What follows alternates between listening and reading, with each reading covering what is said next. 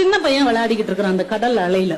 விளையாடும் போது அவன் செருப்ப கடல் இழுத்துட்டு போயிடுச்சு. உடனே அந்த கடற்கரை மண்ணுல எழுதி வச்சிருக்கிறான், இந்த கடல் ஒரு திருடன் அப்படின்னு எழுதி வச்சிருக்கிறான். கொஞ்ச நேரம் கழிச்சு சுனாமியில மனைவியை பறி கொடுத்த ஒருத்தர் வந்திருக்கிறார். அவர் அப்படியே அந்த கடலை அப்படி விரிச்சு பார்த்துக்கிட்டே இருந்துட்டு அந்த கடற்கரை மண்ணுல அவர் எழுதியிருக்கிறார், இந்த கடல் ஒரு கொலைகாரன் அப்படின்னு எழுதியிருக்கிறார். அன்னைக்கு நிறைய மீன்கள் கிடைக்கப்பட்ட ஒரு மீனவன் அதே கடற்கரை மண்ணுல எழுதுனா, இந்த கடல் ஒரு கொடையாளி அப்படின்னு எழுதினான். கொஞ்ச நேரம் கழிச்சு முத்து குளிக்க போன ஒருத்தர் விலை உயர்ந்த முத்தோட வந்தார். அவர் எழுதினார், இந்த கடல் ஒரு மிகப்பெரிய வள்ளல் அப்படின்னு எழுதினார். இவ்வளவு பேரும் எழுதிட்டு போயிட்டாங்க. கடல் நேரா வந்து எல்லாத்தையும் அழிச்சுட்டு போயிடுச்சு.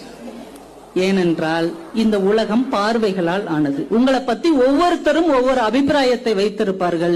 அத்தனை அடுத்தவர் அபிப்பிராயங்களையும் அழித்து விட்டு நீங்கள் நீங்களாக இருங்கள். நாம நேர்மையா இருக்கிறோமா, நாம ஒழுக்கமாக இருக்கிறோமா என்பதில் நாம உறுதியாக இருந்தால் அடுத்தவர் அபிப்பிராயத்துக்கு அக்கறை காட்ட தேவையில்லை. அதனாலதான்